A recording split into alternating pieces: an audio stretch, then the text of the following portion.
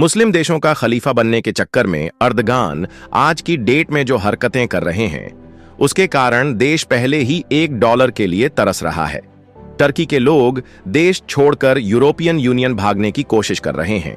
Turkey के अंदर inflation और करेंसी संभल नहीं रही है। यह सब कम नहीं था कि अब अर्दगान भारत से पंगे लेने स्टार्ट हो गए हैं। टर्की के प्रेसिडेंट अर्दगान ने भारत को इंडस वाटर ट्रीटी के ऊपर क्या धमकी दी है, जयशंकर सर की सिक्योरिटी में क्या बदलाव किए गए और दुनिया के 70 से भी ज्यादा देशों के लिए भारतीय सेना ने कौन सी ब्रीफिंग रखी थी। इसके साथ ही और कई सारी इंपॉर्टेंट न्यूज निकल कर आ रही हैं जो आपको मेन स्ट्रीम के न्यूज चैनल्स के ऊपर देखने को नहीं मिलेगी, इसलिए इस वीडियो को एंड तक देखिएगा। सबसे पहली अपडेट आ रही है टर्की को लेकर। दरअसल टर्की के प्रेसिडेंट अर्दगान ने भारत पाकिस्तान सीज फायर और इस पूरे इंसिडेंट के ऊपर एक बयान दिया है, यानी खुद इस मसले के ऊपर कमेंट किया है। अर्दगान ने कहा है कि भारत और पाकिस्तान के बीच सीज फायर के जरिए तनाव खत्म होने के ऊपर मैं अपनी सहमति और संतुष्टि व्यक्त करना चाहता हूं। जम्मू एंड कश्मीर में हुए आतंकी हमले और पाकिस्तान को निशाना बनाकर जो मिसाइल अटैक्स किए गए थे, दोनों मामले में हमने अपनी पोजीशन एकदम स्पष्ट रखी है।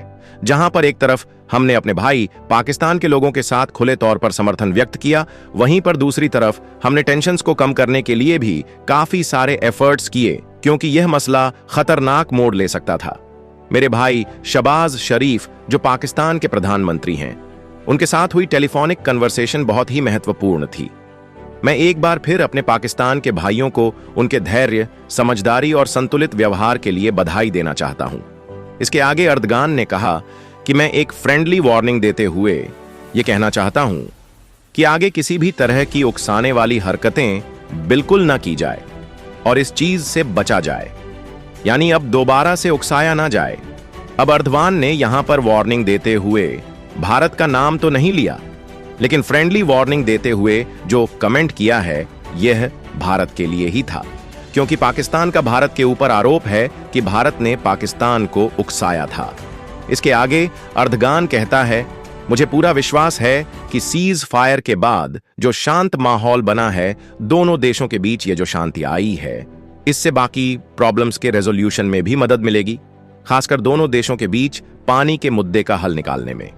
टर्की इंशाअल्लाह हम हर अच्छे बुरे समय में पाकिस्तान के भाइयों के साथ खड़े रहेंगे, ये कहना है अर्दगान का। अब अर्दगान ने एक तो फ्रेंडली वार्निंग के नाम पर यह धमकी भी दे दी कि दोबारा उकसाया ना जाए, और दूसरा तो इसने स्टेटमेंट में भारत और पाकिस्तान के बीच के पानी के मसले को भी मेंशन किया है। भारत ने जो इंडस वाटर ट्रीटी को सस्पेंड करके पाकिस्तान का पानी रोका है, यह अर्दगान उसी के बारे में बोल रहा है, क्योंकि पाकिस्तान लगातार दुनिया के बाकी देशों को कह रहा है कि भारत उसका पानी रोक रहा है और एक इंटरनेशनल एग्रीमेंट को तोड़ रहा है। इसी को लेकर अर्दगान कह रहा है कि भारत और पाकिस्तान मिलकर अब इस पानी के मसले को भी सुलझा लें। आपको लग रहा होगा कि कोई छोटी मोटी सी बात है, लेकिन डिप्लोमेटिक लैंग्वेज में टर्की ने एक तरह से भारत को चैलेंज किया है।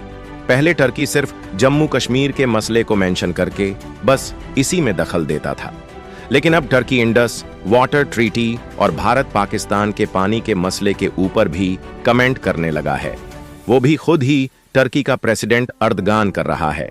अब इस कमेंट के बाद मोदी सरकार को टर्की, लेकिन अपने देश के वेपन्स और डिफेंस सिस्टम की प्रमोशन करने के चक्कर में टर्की का मीडिया हाउस और न्यूज चैनल TRT वर्ल्ड, इसने कई सारे फेक आर्टिकल्स पब्लिश करना स्टार्ट कर दिया था, जिसमें दावा किया गया कि पाकिस्तान ने टर्की के डिफेंस इक्विपमेंट और टर्की के ड्रोन्स की मदद से भारत को हरा दिया है, भारत के ड्रोन्स और भारत के फाइटर जेट्स को डाउन किया है, भारत की मिलिट्री इंस्टॉलेशंस के ऊपर हमला किया। इस तरह के फेक और बेसलेस आर्टिकल्स पब्लिश किए जाने लगे। इसी के चलते मोदी सरकार ने ट्विटर यानी कि एक्स के ऊपर TRT वर्ल्ड न्यूज के अकाउंट को बैन कर दिया है। जिस तरह से BBC UK गवर्नमेंट का चैनल है और अल जजीरा कतर गवर्नमेंट का सेम, उसी तरह से साल 2015 में टर्किश गवर्नमेंट ने भी TRT वर्ल्ड न्यूज चैनल की शुरुआत की थी, ताकि टर्किश गवर्नमेंट के प्रोपेगेंडा को इंग्लिश लैंग्वेज में पूरी दुनिया में फैलाया जाए। और इस समय भारत पाकिस्तान वॉर को लेकर भी टीआरटी वर्ल्ड टर्किश गवर्नमेंट के प्रोपेगेंडा को फैलाने का काम कर रहा था। इसीलिए मोदी सरकार ने टीआरटी वर्ल्ड न्यूज को भारत में बैन कर दिया है। अल जजीरा, रॉयटर्स और सीएनए ये अभी भी चल रहे हैं, जिन्होंने सोर्सेस के नाम के ऊपर राफेल फाइटर जेट्स के डाउन होने की फेक न्यूज पब्लिश की थी। आई होप कि इनके ऊपर भी एक्शन हो। नेक्स्ट अपडेट आ रही है भारतीय सेना को लेकर। अब होता क्या है कि जिन भी देशों के साथ भारत के काफी अच्छे टाई हैं, जिन कंट्रीज के साथ भारत के स्ट्रेटेजिक टाई हैं, उनके डिफेंस अटैचेस भारत में पोस्टेड रहते हैं। अब इस चीज को मिलिट्री डिप्लोमेसी भी कहा जाता है।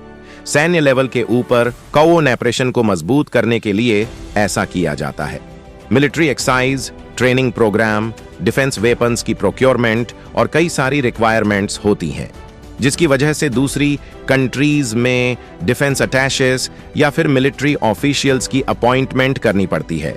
फॉर एग्जाम्पल, भारत की जो विदेशों में फॉरेन कंट्रीज के अंदर एम्बेसी है, इनमें से जो भी इंपॉर्टेंट देश हैं जैसे कि अमेरिका, ब्रिटेन, इजराइल, रशिया वगैरह, इन सभी देशों के अंदर जो भारत की एम्बेसी है, वहां पर भारत ने अपने डिफेंस अटैचेस और मिलिट्री ऑफिसर्स को भी डिप्लॉय किया हुआ है। इनकी अपॉइंटमेंट डिफेंस मिनिस्ट्री और फॉरेन मिनिस्ट्री दोनों के अप्रूवल के साथ होती है, और यह उस कंट्री में भारत के एम्बेसडर को और भारत के अंदर इंटीग्रेटेड डिफेंस स्टाफ को रिपोर्ट करते हैं।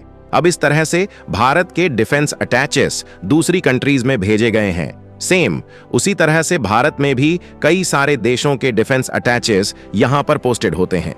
अब न्यूज निकल कर आ रही है कि इंडियन आर्मी ने टोटल 70 कंट्रीज के डिफेंस अटैचेस को इनवाइट करके उनके लिए पिछले कल एक स्पेशल ब्रीफिंग रखी थी। भारत सरकार ने तो खैर अपने लेवल के ऊपर डिप्लोमेटिक लेवल पर कई देशों को इन्फॉर्म किया था, लेकिन यह भारतीय सेना की तरफ से पहली सैन्य ब्रीफिंग बुलाई गई थी। इस ब्रीफिंग में भारत की डिफेंस इंटेलिजेंस एजेंसी के DG lieutenant general DS Rana ने 70 से भी ज्यादा देशों के रिप्रेजेंटेटिव्स को ऑन ऑपरेशन सिंदूर के बारे में जानकारी दी। इसमें भारतीय सेना ने इन 70 देशों के प्रतिनिधियों को बताया कि भारत ने ऑन ऑपरेशन सिंदूर के तहत कौन से टारगेट्स को हिट किया, हमें क्या इंटेलिजेंस मिली थी, हमारे ऑन ऑब्जेक्टिव्स क्या थे, हमने अचीव क्या किया, और मोस्टेंट इसमें सिर्फ और सिर्फ आतंकी ठिकानों को ही टारगेट किया गया था। इसके भी सबूत इन सभी देशों को दिखाए गए और यह बताया गया कि कैसे इन सब ठिकानों में क्रॉस बॉर्डर टेररिज्म के लिए आतंकी ट्रेन होते थे। इसके साथ ही भारत ने बताया कि हमें कौन कौन से टेरर लिंक मिले थे और हमने इस पूरे ऑपरेशन की प्लानिंग कैसे की और एग्जीक्यूशन कैसे हुई। इसके साथ ही भारत ने पाकिस्तान की सेना के जो 11 मिलिट्री बेसिसेस उड़ाए हैं, उसके बारे में भी डिफेंस इंटेलिजेंस एजेंसी के DG lieutenant general DS Rana sir ने इन सभी 70 कंट्रीज के डिफेंस अटैचर्स को डिटेल ब्रीफिंग दी है। साथ में पाकिस्तान की सेना की तरफ से जो भारत के खिलाफ एंटी इंडिया फेक प्रोपेगेंडा फैलाने की कोशिश हो रही है, उसके खिलाफ भी भारतीय सेना ने इस टैफ ब्रीफिंग के अंदर सबूत दिए कि कैसे पाकिस्तान भारत के खिलाफ एक फेक नैरेटिव फैलाने की कोशिश कर रहा है। जिन देशों के डिफेंस अटैचेस भारत में नहीं है, उनकी तरफ से सीनियर डिप्लोमेट्स को इस मीटिंग में भेजा गया था। एंड आप इस पिक्चर में देख सकते हैं कि कुछ कंट्रीज के डिफेंस अटैचेस यानी कि सैन्य ऑफिसर्स ब्रीफिंग के नोट्स भी बना रहे हैं, यानी इंपॉर्टेंट पॉइंट्स नोट कर रहे हैं जो इंडियन आर्मी की तरफ से प्रेस ब्रीफिंग में उनको बताए जा रहे हैं। यह ब्रीफिंग पिछले कल न्यू दिल्ली में मोनेक्शा सेंटर में हुई थी। नेक्स्ट अपडेट आ रही है भारत के विदेश मंत्री जयशंकर सर की सिक्योरिटी को लेकर। दरअसल जयशंकर सर की सिक्योरिटी को लेकर कुछ इनपुट्स मिले थे, जिसके चलते अब जयशंकर सर के सिक्योरिटी कवर को और टाइट करने के आदेश दे दिए गए हैं। जयशंकर सर की सिक्योरिटी कॉनवॉय में 2 एडिशनल बुलेट प्रूफ व्हीकल्स को ऐड करने के लिए कहा गया है।